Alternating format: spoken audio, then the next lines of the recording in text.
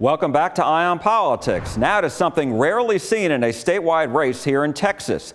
Governor Greg Abbott has endorsed the Republican challenger in the primary for Texas Agriculture Commissioner over incumbent Sid Miller. His name is Nate Sheets of McKinney. I asked Abbott about it earlier this month during a campaign stop in Mansfield. Your endorsement today of Nate Sheets may have surprised some people over the incumbent Sid Miller for Texas Agriculture Commissioner. Can you talk a little bit about your reasons for that? Sure. Listen, I've gotten to know Nate. He's a great guy, will do a terrific job, would be a great asset to the state of Texas with the experience that he brings, with the mindset that he brings, and what his vision is for the future of Texas.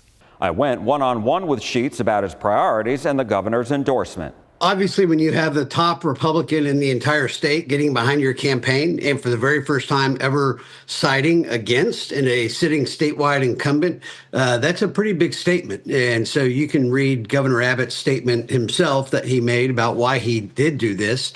But he feels like there is just a much higher standard that we can achieve at the Texas Department of Agriculture.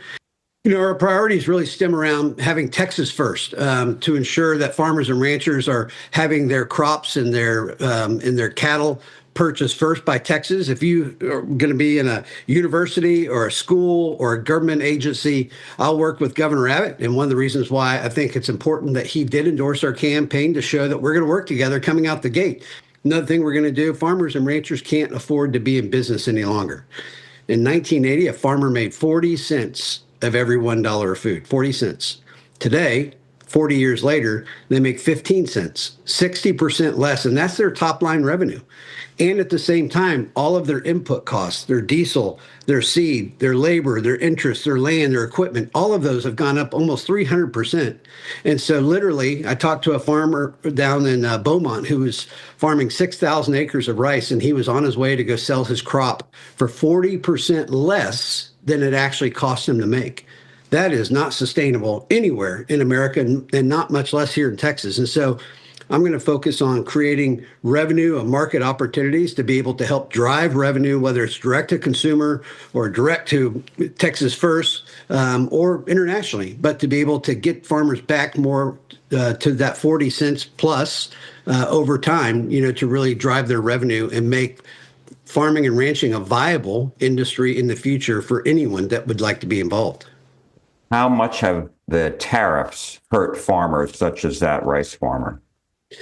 You know, the tariffs are obviously a geopolitical tool, and unfortunately, people in agriculture at the end of the day wind up being, subject to whatever the outcomes are of that.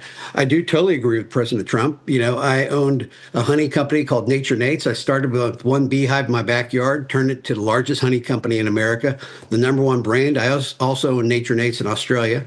And so I could buy honey from Mexico, but I wasn't allowed to sell honey in Mexico. I could buy honey from Europe, but I wasn't allowed to sell honey in Europe because countries have protectionist trade policies to ensure that their agriculture is first and foremost. And so, unfortunately, farmers and ranchers in the United States have been disadvantaged. And I think that President Trump's tariffs are leveling the playing field. And ultimately, yeah, there's going to be a bit of a transition and a challenge, but ultimately, it's going to be a good thing for everybody. You want a federal E-Verify for all employment in Texas.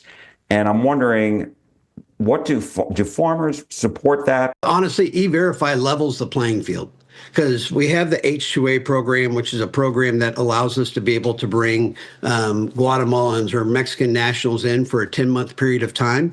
And you wind up paying a total of about $40 an hour by all of the costs that you have, because you have to pay their housing and, and things like that. And so that's one program that's there. And President Trump and Secretary Rollins has said that they will not limit the amount of H-2A workers that are needed for agriculture because they do not want to bring disruption. But beyond that program, the E-Verify program actually is encouraging from an agriculture standpoint to make sure that the people that you have there working on your farm or on your ranch are not going to be disrupted by having someone come in like ICE and come looking for illegal aliens that you have. I reached out to Commissioner Sid Miller multiple times last week for an interview, but I never heard back.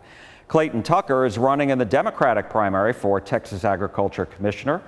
And coming up next, Governor Abbott discusses his comments about the need for ICE to recalibrate when Eye on Politics on CBS News Texas returns.